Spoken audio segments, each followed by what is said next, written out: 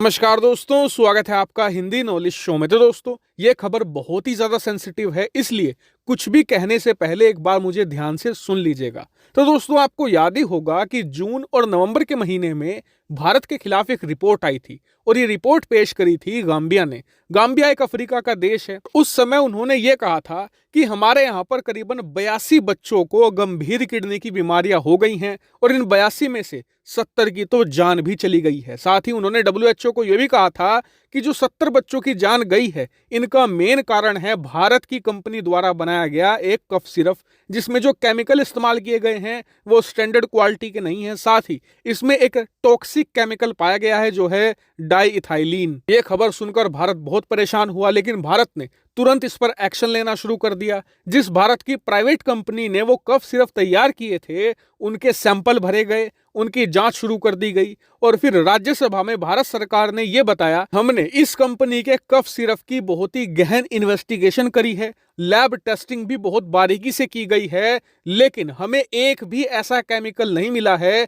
जो खराब क्वालिटी का हो। साथ ही गाम्बिया जो कह रहा है कि भारतीय कंपनी द्वारा बनाए गए कफ सिरप में डाइइथाइलिन नाम का टॉक्सिक केमिकल मिला है, तो देखिए, हमने सबसे एडवांस लेबोरेटरी में इसकी टेस्टिंग करी है, लेकिन हमें इस तरीके का जहरीला पदार्थ इस कफ सिरप में नहीं मिला है। अब जैसे ही भारत ने ये रिपोर्ट राज्यसभा में पेश करी, उसके तुरंत बाद यह मामला तत्काल दब गया था और पिछले कई महीनों से शांत पड़ा था, लेकिन अब यह मामला दोबारा फिर से उठ चला है। दरअसल अब उठाया है इसे उज्बेकिस्तान ने।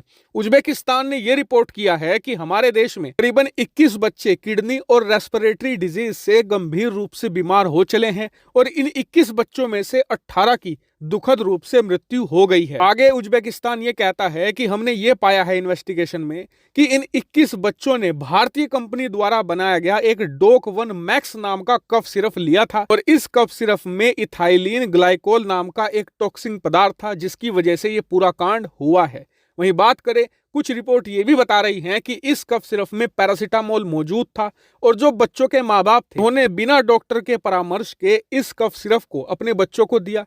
क्योंकि इसमें पैरासीटामोल मौजूद थी और बच्चों को किसी भी प्रकार का बुखार नहीं था, इसीलिए बच्चों को किडनी और रेस्पिरेटरी से संबंधित बीमारियां हुई और बाद में उनकी मृत्यु हो गई। लेकिन कारण चाहे जो भी हो, बच्चों की दुखद जान गई है, इस बात से इनकार नहीं किया जा सकता। इसीलिए WHO भी इन्वेस्टिगेट करेगा और भारत सरकार भी इसकी जांच शुरू कर चुकी है। जो ये कंपनी थी, इसकी फैक्ट्री थी नोएडा में और वहीं से इनके सैंपल भरे जा चुके हैं और इनकी जांच बहुत ही गहनता से की जा रही है और भारत सरकार इस बार इस पूरे मामले को बहुत ही सीरियसली ले रही है। इसका सबसे बड़ा कारण यह है कि अब से 3 दिन पहले ही खबर निकलकर सामने आई थी कि भारत की जो फार्मा इंडस्ट्री है वो बहुत तेजी से ग्रो कर रही है। मैंने भी आपको खबर दी थी कि भारत इस साल फार्मा एक्सपोर्ट के मामले में सारे रिकॉर्ड तोड़ देगा और करीबन $27 बिलियन का एक्सपोर्ट करके इतिहास रच देगा। अब इस खबर के 2 दिन बाद ही इस खबर का आना कि भारतीय दवाइयों से बच्चों की जान जा रही है, ये कहीं ना कहीं शंका तो पैदा करता है। इसलिए भारत सरकार इस मामले की गहनता से जांच करेगी कि वाकई में ही क्या भारतीय दवाइयों में दिक्कत है या फिर कुछ देश मिलकर या कुछ विदेशी फार्मेसी कंपनी मिलकर भारत की फार्मा मार्केट को गिराने की कोशिश तो नहीं कर रहे।